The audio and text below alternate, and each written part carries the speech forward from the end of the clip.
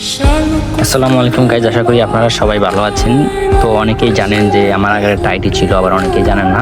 তো আমার আগের আইডিটা নাই, তো আমার এখন এটা নতুন আইডি। আমি এই নতুন আইডি থেকে এখন ভিডিও আপলোড করব।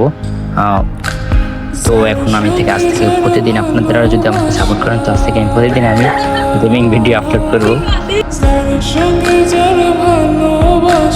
সেই তো মজা লুটে